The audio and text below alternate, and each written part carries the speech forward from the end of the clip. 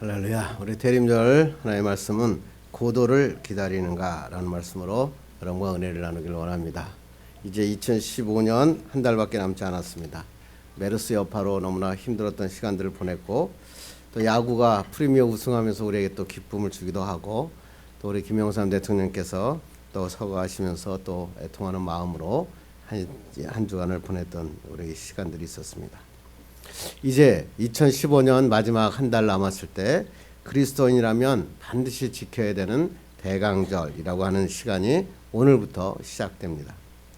대강절이라 그러면 라틴어로 아드벤투스라고 하는 것인데, 영어로 이야기하면 arrive라고 하는 뜻입니다. 도착하다 이런 뜻이거든요. 그래서 도착하는 주님, 다시 임하시는 주님을 기다리고 있다. 그래서 대림절이라고 하는 단어의 키워드는 뭐냐면 기다림이라고 하는 단어입니다. 그래서 세상의 모든 것의 달력은 12월로 끝나는데, 예수 그리스도의 교회력은 뭐냐면 대림절로부터, 그 달로부터 시작합니다. 예수님을 믿는 신앙은 뭐냐면 기다림으로부터 시작하다라고 하는 하나님의 뜻입니다.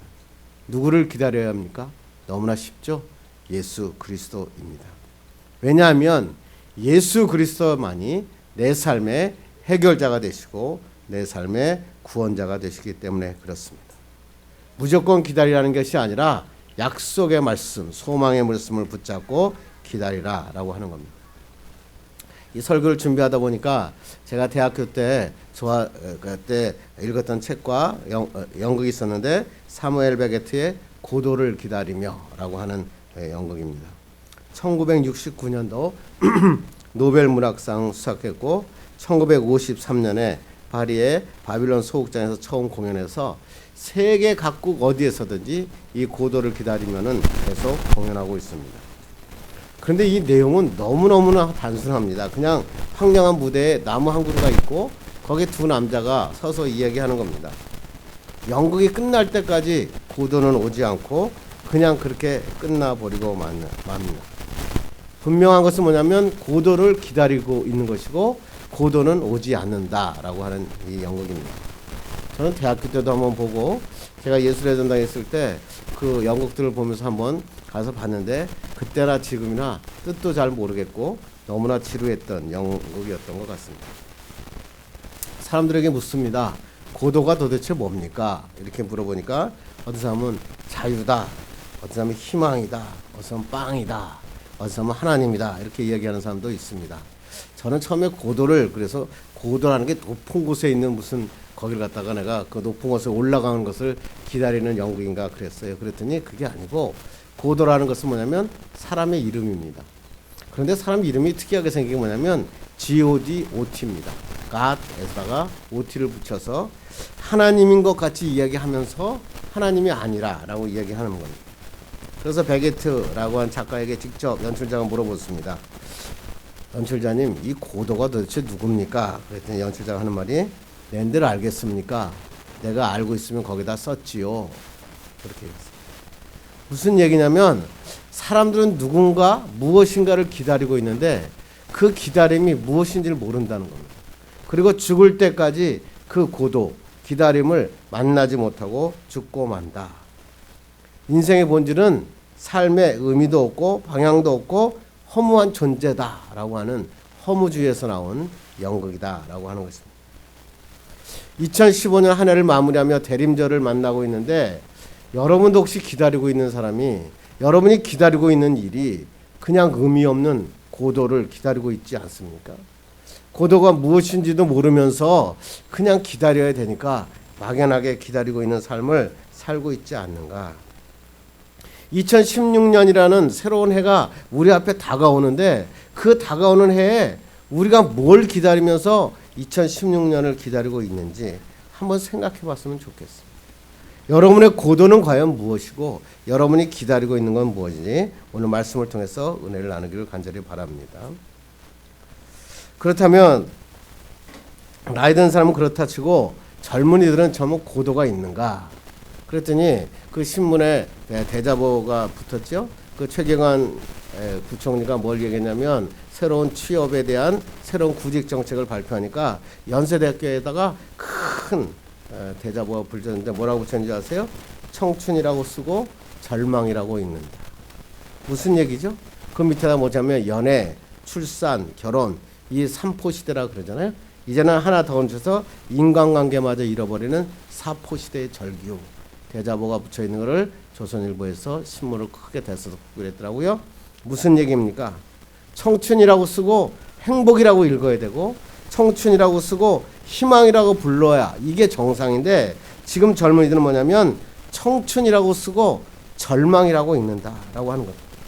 이게 어떻게 나온 거냐 그랬더니까 김남도 교수가 아프니까 청춘이다라고 하는 책이 2010년에 발간돼서 베스트셀러가 됐거든요. 거기에 이런 내용이 있어요. 흔들리니까 청춘이다. 외로우니까 청춘이다. 막막하니까 청춘이다. 그러나 두근거리는 설렘이 있어 청춘이다. 함께하는 사람이 있어 청춘이다.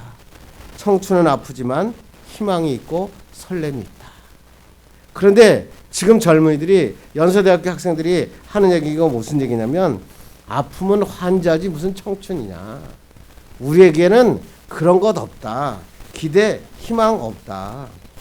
인간관계 포기하는 것뿐만 아니라 이제 아예 주택 구입은 아예 생각하지도 않는다.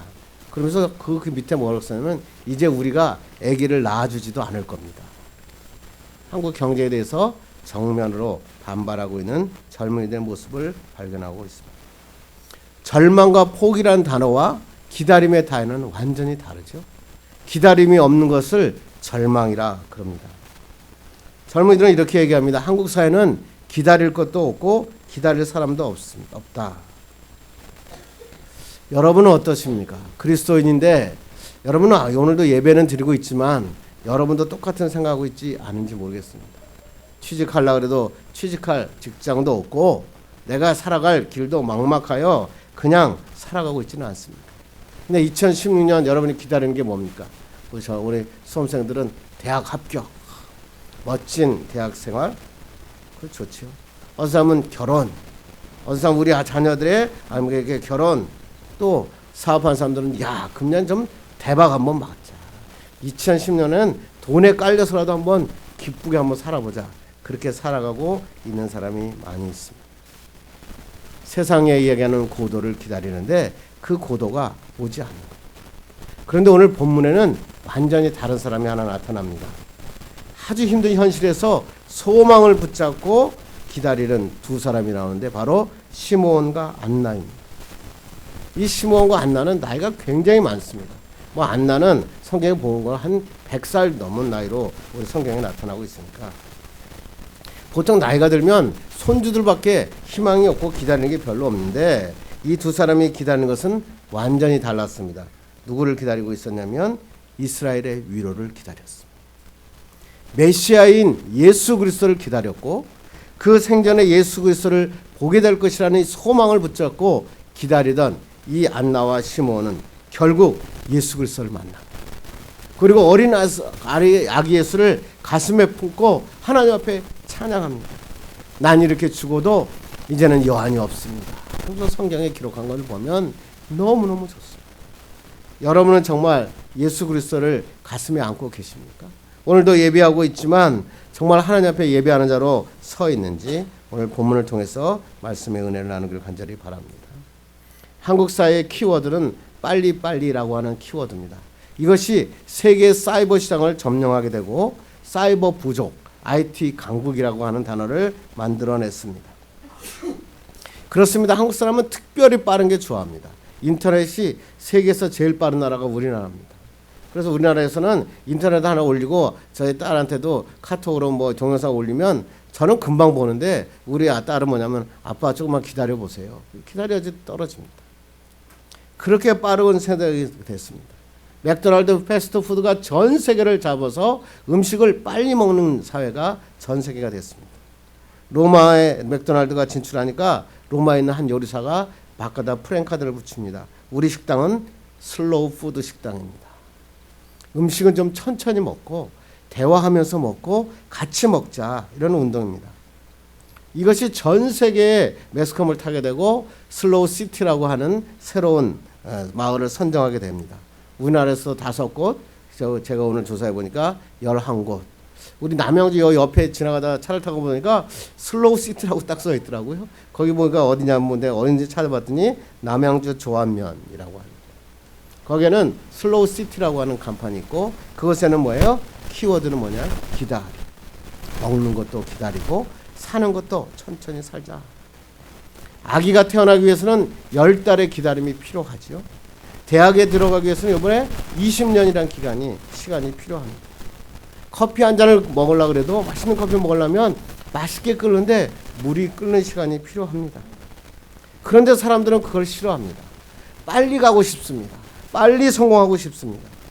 그런데 하나님이 주신 만물을 보면 하늘 나는 새를 보면 새가 빨라지지 않았습니다. 옛날의 독수리는 지금 똑같은 속도의 독수리로 참새는 옛날의 참새나 지금의 참새나 똑같은 속도로 날아가고 있습니다. 물속에서 헤엄치는 물고기들 속도가 갑자기 2000년대가 됐다고 2016년이 됐다고 더 빨리 헤엄치지 않습니다. 그대로 가는데 그들은 행복합니다. 그들은 마음껏 살 수 있습니다. 하나님이 우리에게 하신 말씀은 뭐냐면 서두르지 말라. 하나님께서는 너를 기다리고 계신다. 사람들은 기다림이 시간 낭비라고 이야기하는 사람이 있는데 성경은 뭐라고 얘기했냐면 기다림은 하나님의 뜻이다. 정목사야 너 생각 말고 하나님의 때를 기다려라. 오늘도 우리에게 말씀하고 있습니다. 성경을 보니까 아브라함은 뭐래요? 25년을 기다렸어요. 내 아비 집을 떠나 본토 아비 집을 젖과 꿀이 흐르는 땅을 가라 그랬는데 젖과 꿀이 흐르는 땅까지 가는데 25년이라고 하는 시간이 걸렸습니다. 야곱은 21년이 기다리는 상태에서 다시 하나님의 집으로 돌아오게 됩니다. 모세는 출애굽을 하는데 80년이라는 기간을 기려서 그 모세의 리더자가 됩니다. 이스라엘 백성은 400년을 기다려서 애굽에서 출애굽하게 됩니다. 출애굽하고 끝났는 줄 알았더니 40년을 기다려 가나안 땅에 입성하게 됩니다. 성경에서 말하는 이야기는 뭐냐면 기다림, 기독교는 하나님의 때를 기다리며 사는 것이다. 구약에는 오실 예수를 기다렸고 신약의 초대교회 우리는 다시 오실 주님을 기다리며 살아가는 것이다. 오늘 이 시간에 세상의 고도를 위해서 기다리고 사는 자가 있다면 오늘 하나님의 말씀을 듣다가 고도가 아니라 하나님을 기다리고 만나는 여러분에게를 간절히 바랍니다. 그러기 위해서 우리가 누구를 기다려야 되는지 정확하게 알아야 될 필요가 있는 것 같습니다. 오늘 본문 한번 읽겠습니다. 시작. 예루살렘에 시므온이라는 사람이 있으니 이 사람은 의롭고 경건하여 이스라엘의 위로를 기다리는 자라 성령이 그 위에 계시더라. 보니까 시므온이라는 자가 나오는데 직분이 앞에 표기되지 않은 거 보니까 뭐냐면 아마 평신도였던 것 같습니다. 그리고 지금 이스라엘은 어떤 상황이냐면 로마 압제에 상대해서 굉장히 피폐해져 있고 그 다음에 막중한 세금을 내야 돼서 경제적으로 너무너무 힘들고 있었습니다. 또한 400년 동안 선지자가 한 명도 나타나지 않은 암흑시대에 지금 살고 있습니다. 말씀의 등불이 꺼져서 아무것도 할 수 없습니다. 도덕적으로 이스라엘은 부패하고 부패해서 썩어질 대로 썩어져 있었습니다. 경제적으로는 가난했고 병자들은 넘쳐났습니다. 그래서 예수님이 왔을 때 오병이어에 많은 사람들이 쫓아다니고 환자들이 쫓아다녀 있던 것입니다. 소망이 없고 기대할 수 없는 것입니다. 많은 사람들은 현실을 보고 막 질타를 하며 원통하며 절망합니다. 정치가들을 보고 손거를 합니다. 종교제자들을 보고 저렇게 하나님의 뜻도 모르는 자라고 이야기 욕하고 비난합니다. 이 성경의 구절을 읽다가 지금 청춘이라고 쓰고 절망이라고 읽는다는 현실, 한국의 현실과 지금 이스라엘 민족의 현실은 똑같은 현실이었다라고 하는 것입니다. 그런데 시므온은 달랐습니다. 다른 사람들은 다 절망하고 남을 욕하고 있었는데 시므온은 뭐냐면 하나님을 바라보고 있었어요. 하나님이 주신 희망을 바라보고 있었다라고 하는 것입니다. 거기 보니까 이스라엘의 위로를 기다리는 자라. 이스라엘의 위로, 파라클레시스라고 하는 뜻은 뭐냐면 가까이 부르다, 가까이 불러서 용기를 북돋아 준다, 이런 뜻이 원어입니다. 또 다른 뜻이냐면 뭐냐면 그 사람을 대신하여 대언해 주다, 간구하다, 이런 뜻이 바로 위로, 파라클레시스라는 뜻입니다. 지금 이스라엘 백성들은 너무 힘들고 경제적으로 힘드니까 그들에게 위로가 필요했습니다. 그런데 세상 사람들은 이 위로를 돈이라고 생각했습니다. 그런데 오늘 이 성경에 쓰여 있는 위로라고 하는 파라클레시스는 그런 뜻이 아닙니다. 또 가지 파라클레스가 쓰여 있는 다른 본문 한번 읽겠습니다. 시작. 나의 자녀들아 내가 이것을 너에게 쓰면 너희로 죄를 범하지 않게 하려 함이라. 만일 누가 죄를 범하여도 아버지 앞에서 우리에게 대언자가 있으니 곧 의로우신 예수 그리스도시라. 여기서 보면 대언자라고 하는 단어가 나오는데 이 대언자가 오늘 본문의 위로라고 하는 그 하나님의 말씀 파라클레시스하고 똑같은 단어입니다. 여기서 쓰이는 위로라고 하는 것은 뭐냐면 하나님께서 이거는 세상적인 위로, 눈물을 닦아주고 내가 궁핍함을 채워주는 위로, 그것이 아니라 하나님과의 나와의 관계를, 하나님과 이스라엘 백성과의 관계를 대언해줄 하나님의 예수 그리스도를 기다리고 있었다. 이 세상의 모든 문제의 해결은 뭐냐면 하나님과의 나의 문제가 해결되면 모든 문제가 해결된다라고 하는 이 하나님의 말씀을 이 믿고 시므온은 이스라엘의 위로를 기다렸다라고 성경에 기록하고 있는 것입니다. 여러분은 지금 누구를 기다리고 계십니까? 여러분의 삶 속에는 많은 기다림이 있죠. 결혼하고 나면 아기를 기다립니다. 빨리 아기를 낳고 싶다. 그 다음에 아기를 임신하게 되면 출생을 기다리면서 10달 동안 아기를 위해서 기도하며 손을 얹어 기도하게 되죠. 우리 수험생들 보면 이제 12월 7일이면 결론이 난다고요? 또 수시가 또 결정이 되는 것 같은데 또 기다리고 있습니다. 또 면접을 본 사람은 취직의 결과를 기다리고 있습니다. 프로포즈를 한 사람은 그것의 프로포즈에 대한 답변을 기다리고 있습니다. 수술을 하고 나면 수술 결과를 기다리고 있습니다. 그런데 이 기다림이라고 하는 단어는 항상 시간이라고 하는 단절을 전제합니다. 근데 이 시간이 굉장히 다릅니다. 어떨 때는 하루가 1000년 같고 1000년이 하루 같다. 그거 기다립니다. 젊을 때 저는 어렸을 때 우리 선생님이나 대학생들 보면 나는 언제 대학생 되나 그랬는데 언제 벌써 나이가 들어서 제가 대학생 사회를 보는 아버지가 돼 있더라. 근데 나이가 드니까 시간이 굉장히 빠르게 지나갑니다. 그래서 생각해 봤습니다. 왜 이렇게 시간이 빨리 지나갈까? 그러니까 별로 기다리는 게 많지 않기 때문에 그렇습니다. 우리 어렸을 때는 기다릴 정보들이 굉장히 많았는데 이제는 우리 아들, 딸 잘 되고 내가 건강하게 마지막을 마무리하는 것, 그것밖에 남는 것이 없기 때문에 그런 것 같습니다. 그런데 성경에서 오늘 본문은 이런 얘기입니다. 너의 인생에서 그런 기다림이 아니라 진짜 기다릴 때가 있다. 누구죠? 위로해 주신 예수 그리스도다. 카네기라는 사람이 자기의 사무실에 그림 하나를 그려놨는데 이게 바로 사무실에 그려있는 그 그림입니다. 모래톱 위에 그냥 그 덩그러니 그 나룻배 하나가 그냥 낡은 배 한 척이 있습니다. 근데 이 사진 밑에 글이 하나 써 있는데 뭐라고 써 있냐면 반드시 밀물의 때가 오고야 만다 라고 하는 것이 써 있습니다. 무슨 얘기입니까? 지금 물이 다 빠져가지고 낡은 배에 쓸모없는 것처럼 보이지만 밀물이 들어와서 배에 이 모래톱 위까지 물이 들어오게 되면 배는 뜨게 되고 배는 무리를 위해 저 나아갈 수 있다. 그래서 카네기는 자기가 어렵고 힘들 때마다 이 배를 보면서 내가 지금은 어렵지만 반드시 밀물의 배가 몰려올 것이다. 그것을 기다리고 있었다. 그리스도인이 마찬가지입니다. 그리스도인의 삶에서 안 될 때가 있어요. 어려울 때가 있는데 그때 좌절하는 게 아니라 하나님의 은혜의 밀물이 몰려오면, 하나님의 성령의 밀물이 몰려오면 나는 반드시 다시 뜰 것이다.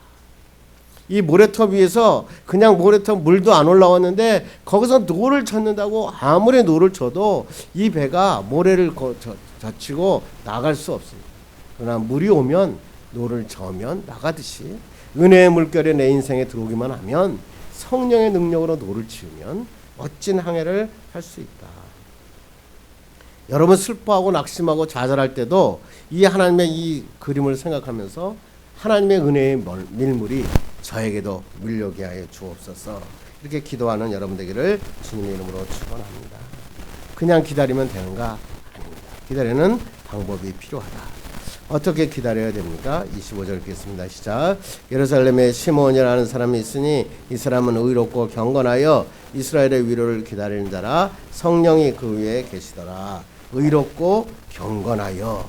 시므온은 예수 그리스도를 기다렸는데 의롭고 경건한 자로 예수님을 기다렸습니다. 경건하다, 율라베스라는 뜻은 뭐냐면 취하다, 꽉 잡다 이런 뜻입니다. 다른 말로 경건하다는 뭐냐면 하나님의 말씀을 꽉 부여잡고 살았다. devote라고 하는 영어로 뜻입니다.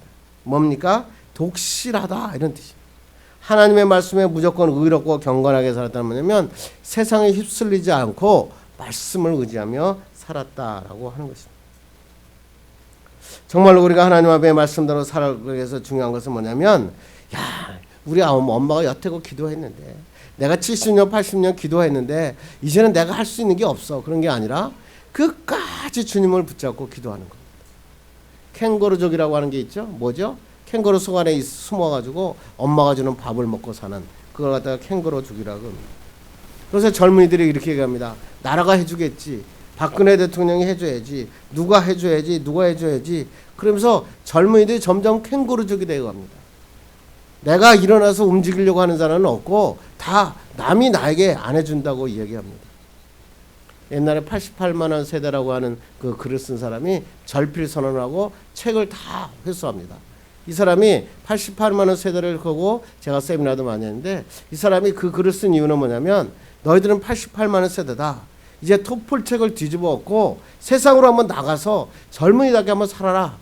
그런데 젊은이들이 오히려 그 책을 읽고 그 하나의 세상으로 나가는 게 아니라 숨어버리는 것을 보고 이 책이 사회에서 의미가 없구나 생각하고 자기가 했던 책을 절필하고 모든 책을 다 수거합니다. 그리고 젊은이들이요 희망을 갖고 세상으로 나가라. 세상에 다시 나갈 때 내 책이 다시 쓰여질 것이다. 그렇습니다. 사람들은 말은 하는데 말을 하면서 캥거루족이 됩니다.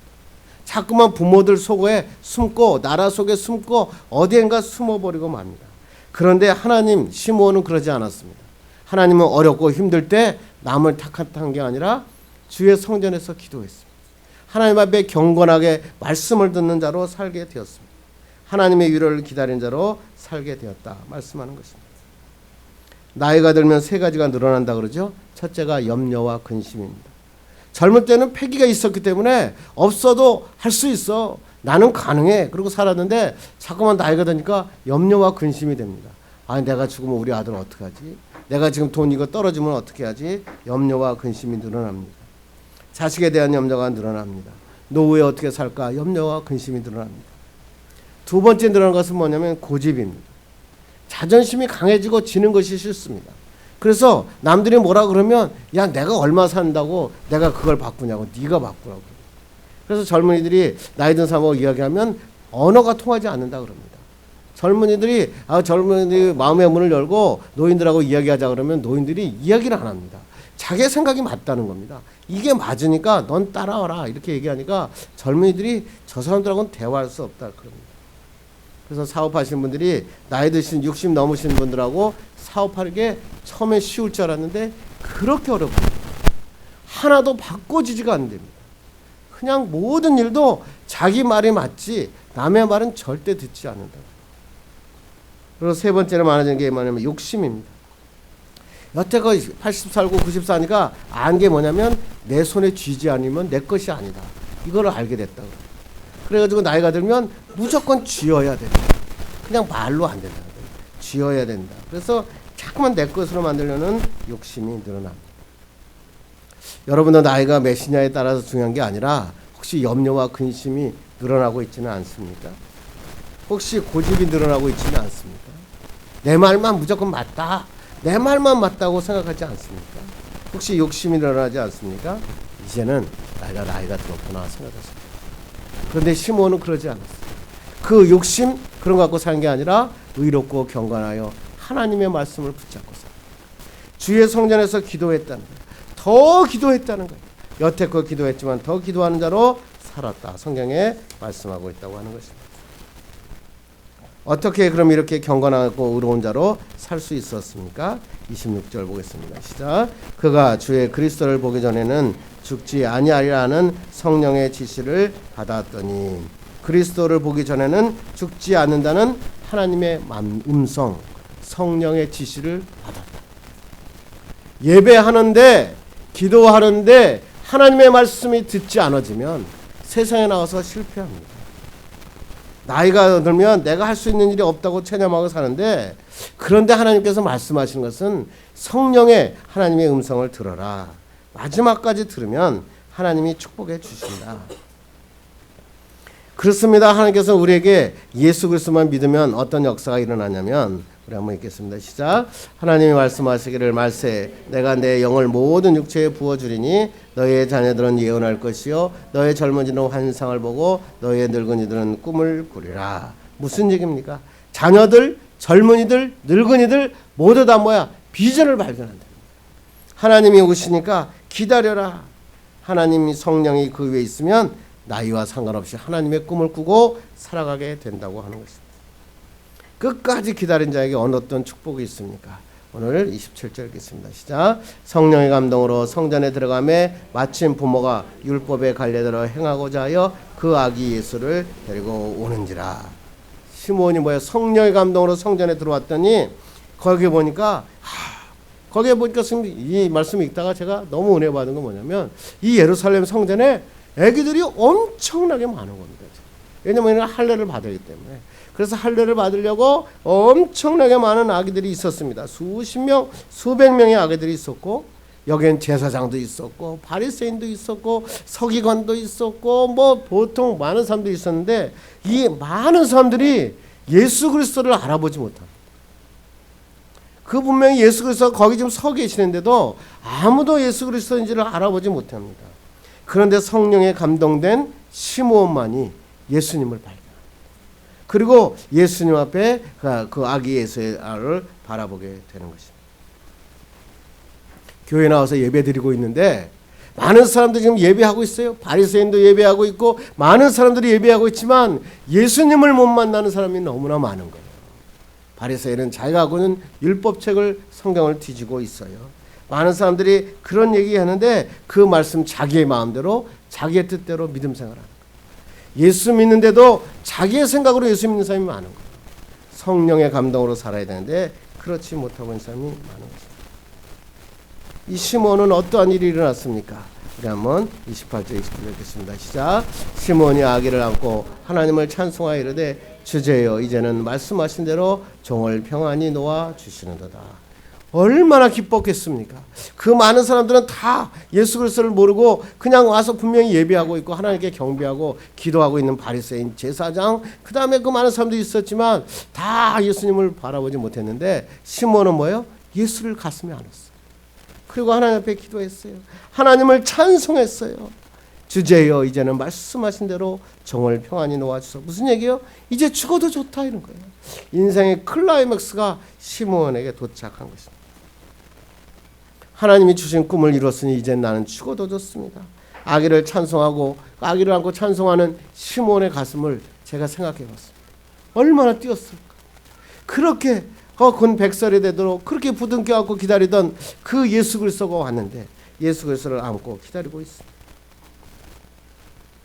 여러분은 혹시 예루살렘 성전에 꿈의 교회에 와서 예배 드리고 있는데 아기 예수를 품에 안지 못하고 그냥 많은 형식적인 예배를 드리고 있지는 않습니다. 성령의 감동으로 예배에 체험하면 예수 그리스도를 만날 수 있는데 예수 그리스도가 아닌 고도를 기다리고 있지 않습니까? 내 세상의 부귀영화, 우리 자식이 잘 되는 것, 우리 아들이 잘 되고 우리 남편이 잘 되고 내가 세상에 돈 많이 벌고 내 세상에 멋지게 사는 것, 그런 고도를 기다리다가 지쳐서 하나님 왜 이렇게 안 들어주십니까? 기도하고 있지는 않습니까? 하나님은 우리에게 말씀하십니다. 예수 그리스도를 붙잡고 과거를 붙잡고 절망하고 현실을 보고 한탄하지 말고 주님을 붙잡고 하나님을 찬양합니다. 내가 행하는 것이 하나님이 기뻐하시는 것인가 세상 사람이 기뻐하는가 결정하라. 대강절은 세상 사람들이 기다리다가 쓰러지는 고도를 기다리는 시간이 아니고 예수 그리스도를 가슴에 품에 안고 찬송하는 시간입니다.